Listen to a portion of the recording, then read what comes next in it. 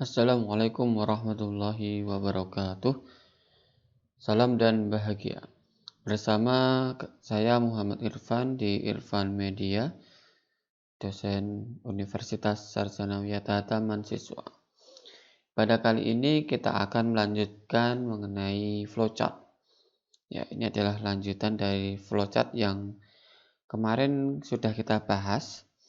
Kita akan coba untuk mereview kembali apa itu flowchart dan bagaimana. Pembuatan flowchart itu tidak ada kaidah yang baku.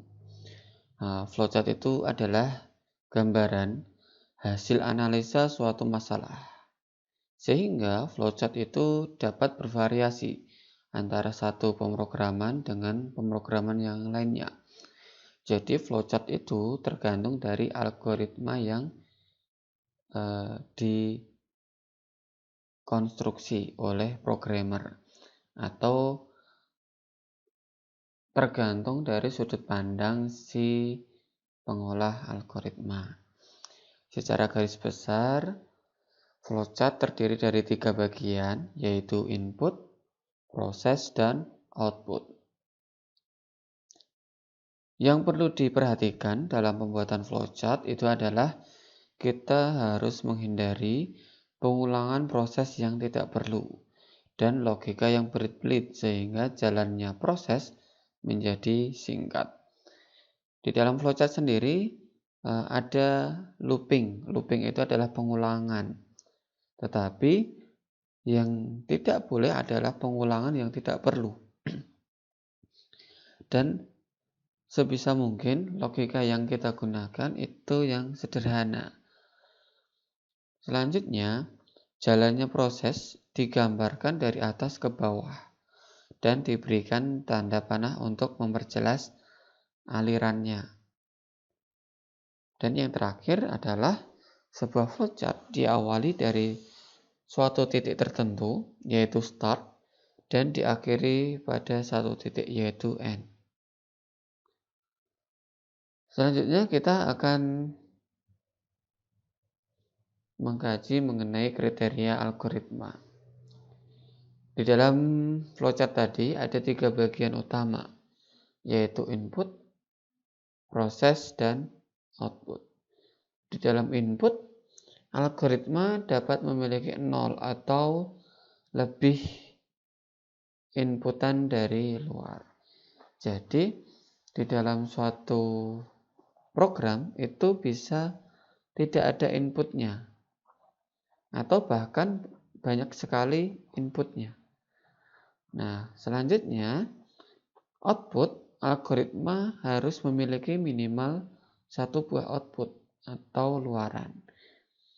Jadi kalau input itu boleh tidak ada inputnya, tetapi kalau output itu pasti ada. Mengapa demikian? Ya, kalau inputnya 0, ya output pasti akan ada, walaupun itu cuma blank screen ataupun apa, tetapi yang jelas pasti ada outputnya. Secara pasti algoritma itu memiliki instruksi-instruksi yang jelas dan tidak ambigu. Ya.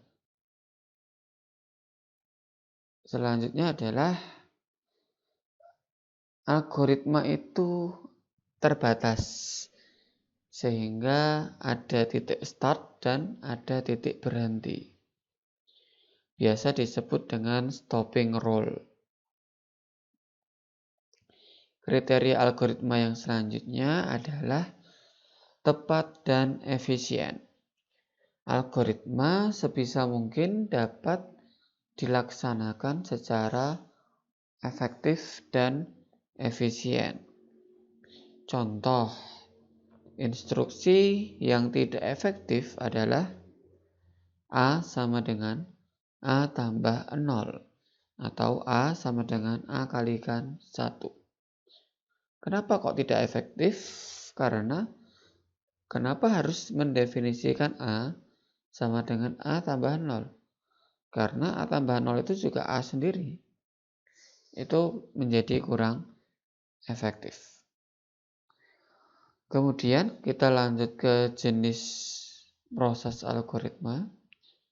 Ada sequence proses, yaitu instruksi dikerjakan secara sekuensial atau berurutan. Jadi di sini harus terurut dari 1, 2, 3, 4, 5, dan seterusnya. Tidak boleh loncat. Yang selanjutnya adalah selection process. Ini adalah instruksi yang dikerjakan jika memenuhi kriteria tertentu. Jadi ada syaratnya dulu. Yang selanjutnya adalah iteration process atau proses iterasi. Instruksi yang dikerjakan selama memenuhi suatu kondisi tertentu. Jadi nanti tergantung dari iterasi-iterasi yang digunakan. Kemudian adalah concurrent process, yaitu beberapa instruksi yang dikerjakan secara bersama-sama. Selanjutnya adalah sifat algoritma secara umum. Yang pertama itu adalah tidak menggunakan simbol atau sintak dari suatu bahasa pemrograman. Yang kedua, tidak tergantung pada suatu bahasa pemrograman. Yang ketiga, notasi-notasinya dapat digunakan untuk seluruh bahasa manapun. Dalam hal ini, yang dimaksud adalah misalkan Anda sedang belajar Python. Karena di setiap pemrograman, di bahasa pemrograman tertentu itu ada notasi-notasi yang memang ada di sana dan tidak ada di pemrograman yang lain. Nah, di dalam pembuatan flowchart sendiri itu harus umum, bisa diimplementasikan ke seluruh program. Sehingga bisa flowchart itu menggunakan bahasa kita sendiri, tetapi di dalam suatu istilah tertentu, nah itu bisa kita gunakan bahasa yang memang secara umum ada di pemrograman. Contoh flowchart, ya di sini adalah yang tadi diawali dari start dan diakhiri dengan stop atau end. Nah, ini adalah startnya dan ini adalah stopnya. Kita lihat bahwa start itu hanya satu dan stop itu juga hanya satu. Nah, dari start itu ada anak panah. Anak panah menandakan aliran programnya. Jadi dari start, kemudian user melakukan input dan membaca, jelas ya. Nah, selanjutnya adalah pengkondisian di sini. Kalau iya berarti stop. Nah, kalau tidak maka proses. Nah, proses kemudian ditulis ataupun di print. Ini adalah outputnya. Nah, apakah ini sudah selesai? Kalau sudah selesai, maka kembali ke input. Nah, input ini bisa 0. Oleh karena itu kalau 0, nah kondisinya adalah otomatis iya, karena tadi sudah tidak. Maka stop. Dan ini bisa pengulangan di sini. Ini adalah yang dinamakan looping. Nah, 3 struktur flowchart, yaitu ada sequence sederhana.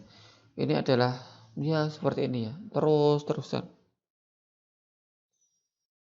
Yang kedua adalah percabangan. Nah, ini ada cabang, ada kondisionalnya. Dia pasti bercabang kalau kondisional. Nah, tetapi perkembangan dari percabangan itu adalah perulangan. Jadi di sini ada kondisional. Nah, kemudian di sini ada pengulangan kembali ke awal atau kembali ke titik tertentu. Nah, yang selanjutnya 3 struktur dari flowchart. Nah, ini adalah sequence struktur digunakan untuk program yang instruksinya berurutan. selection structure itu adalah digunakan untuk program yang menggunakan pilihan dari suatu kondisi. Kalau looping structure itu digunakan untuk program yang instruksinya akan dieksekusi berulang-ulang. Walaupun dieksekusi berulang-ulang, pasti dia akan ada outputnya dan titik berhentinya, yaitu stopping rule. Kemudian kita lanjut ke variabel. Variabel merupakan tempat untuk menyimpan suatu nilai yang sejenis. Nah, variabel itu terdiri dari nama dari variabel itu sendiri dan nilai yang disimpan.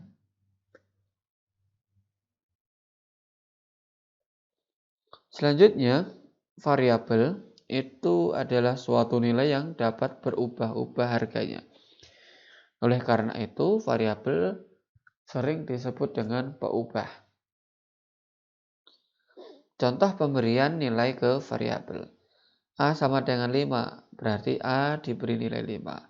A sama dengan B, berarti B itu adalah suatu angka tertentu yang seharusnya B itu sudah terdefinisikan di sebelum A. Jadi misalkan B sama dengan 5. Kemudian selanjutnya adalah A sama dengan B, berarti A itu adalah sama dengan 5. Kemudian A sama dengan A tambah 1. Nah, A itu adalah variabel yang dirubah dengan variabel A itu sendiri dijumlahkan dengan 1. Nah, jenis variabel terbagi atas dua bagian yang yaitu variabel numerik berisi angka, kemudian variabel string itu berisi karakter. Yang perlu diperhatikan adalah penulisan untuk nilai variabel numerik tanpa tanda petik dan penulisan nilai variabel string atau karakter diapit dengan tanda petik. Huruf besar atau huruf kecil diartikan sama. Nah, ini untuk flowchart ya. Tetapi ketika Anda menuliskan program, huruf besar dan huruf kecil itu menjadi sesuatu hal yang berbeda. Contoh, A sama dengan 0, B sama dengan 5, A sama dengan A tambah 1. Judul sama dengan petik itu menjadi string. Kalau Anda tidak menggunakan petik, maka itu adalah numerik. Nah, selanjutnya ekspresi. Ekspresi itu adalah bentuk suatu rumusan ataupun formula. Ekspresi secara garis besar ada 4 jenis, yaitu ekspresi numeris, ekspresi alfanumeris atau string tadi, ekspresi relasi, dan ekspresi nalar. Ekspresi numeris, ekspresi yang menunjukkan suatu harga data numeris. Nah, contohnya ini adalah menjadi harga ataupun nilai tertentu. Kemudian ekspresi alfanumeris yaitu string. Ekspresi yang menunjukkan harga data alfanumeris atau data string. Contohnya adalah $, ini string ya, kemudian ditambah data, dan seterusnya.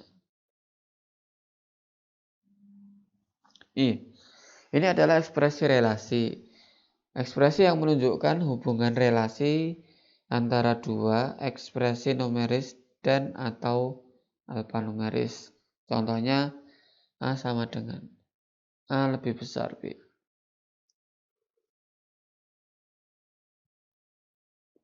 Selanjutnya adalah ekspresi nalar. Ekspresi ini merupakan ekspresi hubungan relasi nalar antara dua ekspresi relasi. Jadi ini adalah logika ya, logika. Nalar itu kan logika. Logika dari ekspresi relasi. Contohnya A dolar sama dengan yes dan B dolar sama dengan no. C kurang dari 5 atau or itu kan atau or.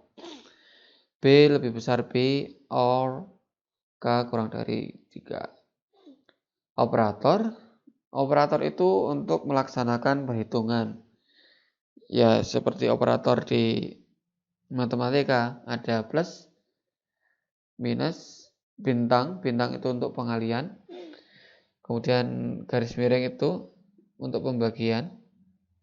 Dan nah, ini tanda seperti ini digunakan untuk perpangkatan. Nah, ini adalah hierarki operator.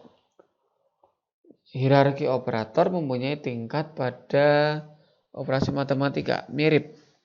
Jadi pangkat itu menjadi derajat yang paling tinggi. Ketika ada pangkat maka didahulukan. Kemudian kali dan bagi itu mempunyai derajat yang sama. Tambah dan kurang itu juga mempunyai derajat yang sama. Tetapi memang ini adalah urutannya. Pangkat dulu, baru kali atau bagi. Selanjutnya adalah tambah atau kurang. Nah, ini jika terdapat lebih dari satu operator yang berderajat sama di dalam suatu rumusan matematik, maka proses perhitungan akan dimulai dari kiri ke kanan. Ingat, dari kiri ke kanan. Di samping itu, semua ekspresi ataupun penulisan yang ada di dalam tanda kurung akan dilaksanakan paling dahulu. Bila tanda kurung di dalam tanda kurung, maka ekspresi yang terdapat di bagian yang paling dalam akan dilaksanakan terlebih dahulu. Saya tertarik dengan hierarki operator ini. Saya teringat dengan video di YouTube Irfan Media. Saya coba buka mengenai permasalahan min 4 atau 4.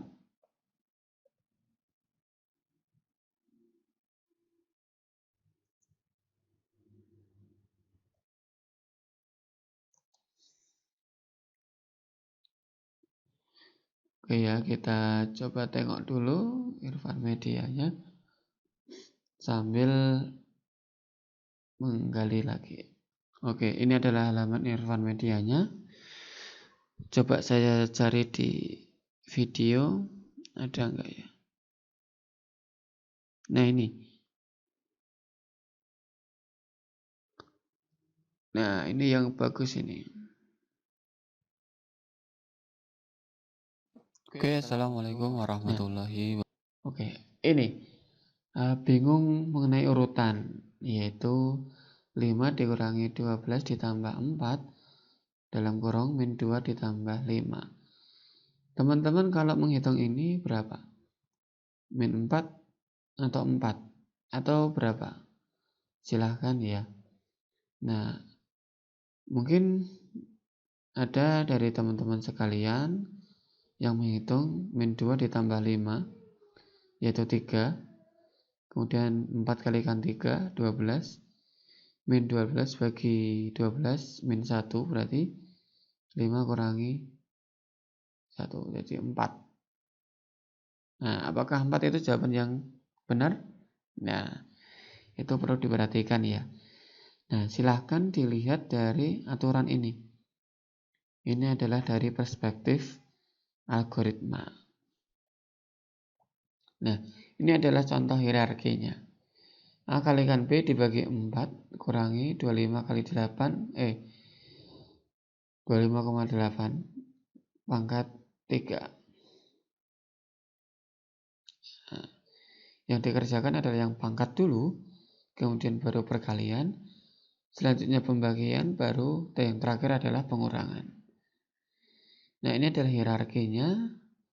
Kalau soal seperti ini, maka yang dikerjakan adalah yang ini dulu, yang pertama, baru perpangkatan, yang kedua, dan seterusnya adalah yang ketiga, keempat, kelima, dan seterusnya sampai ke 10. Ya, ini adalah hierarki. Nah, selanjutnya adalah kita masuk ke struktur percabangan. Syaratnya, syarat adalah di sini.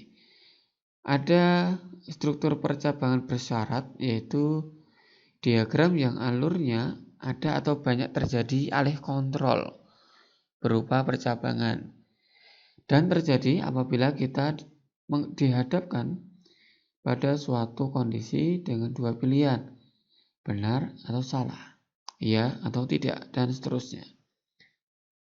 Struktur yang digunakan itu adalah if then else, if then else if, dan case of.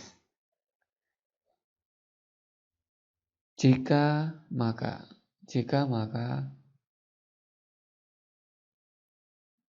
ya bukan keduanya, dan seterusnya. Selanjutnya adalah tidak bersyarat, yaitu go to, pergi ke. Ya, kadang bahasa Inggris itu kalau di Indonesia kan menjadi aneh. Jadi beberapa istilah lebih baik tidak di bahasa Indonesia kan. Selanjutnya adalah operator. Pernyataan-pernyataan memerlukan suatu kondisi sehingga dibentuk dengan operator relasi dan atau operator logika. Operator relasi menghasilkan kondisi benar atau salah.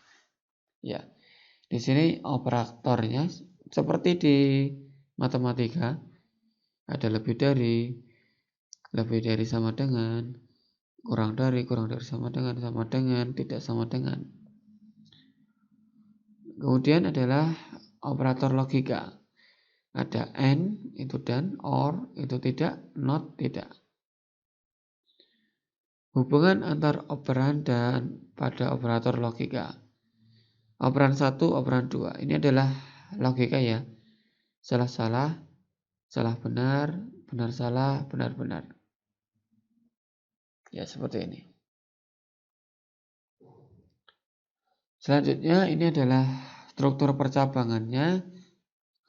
Jadi ada kondisi di sini. Hasil input tadi masuk ke sini. Apakah A lebih besar B? Ya, maka ke sini. Apakah A lebih besar B? Tidak, maka masuk ke sini. Tentu baik ya ataupun tidak nanti akan ada proses lanjutan. Nah, selanjutnya adalah struktur if then. If then itu adalah jika maka. Ini adalah conditionnya. Ya, jika iya maka seperti ini. Jika tidak maka apa? Jadi ini adalah kondisi jika maka. Ini adalah kondisi di mana menunjukkan if then else. Ini adalah kondisi. Kemudian ada pilihan tidak atau iya. Kalau tidak maka ada pernyataan kedua. Jika iya maka ada pernyataan pertama. Ini adalah kondisi if then else.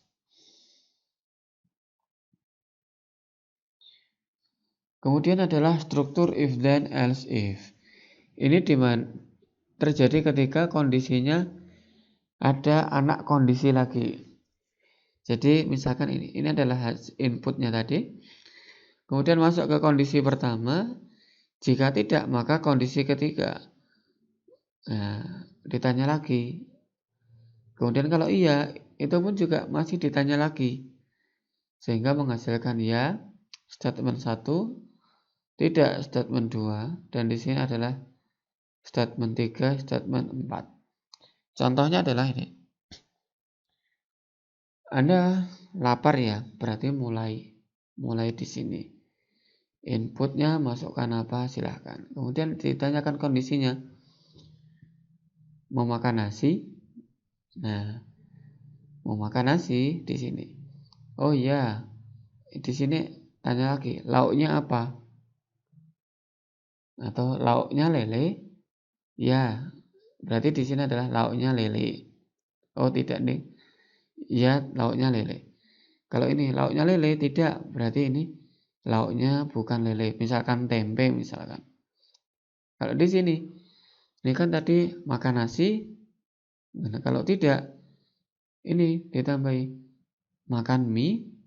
Oh ya, atau oh tidak, dan seterusnya. Ini adalah kondisi di mana ada kondisi di dalam kondisi. Nah, ini adalah salah satu contohnya juga if kondisi jika ada statementnya. Nah, di sini adalah kondisi if tersarang, yaitu bentuk dari suatu statement if berada di dalam lingkungan statement if lainnya. Kondisi if then itu adalah kondisi if. Kondisi 2 then, statement 1, else statement 2. Dan di sini adalah contohnya ya. Jadi ini adalah kondisinya, di sini adalah awalnya di sana. Nah, ini adalah flowchart yang tersarang tadi. Jadi ada kondisi, ya inputnya tadi masukannya. Kondisi 1 tidak atau benar. Kalau benar maka masuk ke sini kondisi lagi. Kemudian di sini ada statement 1, kalau tidak statement 2. Nah, di sini adalah outputnya atau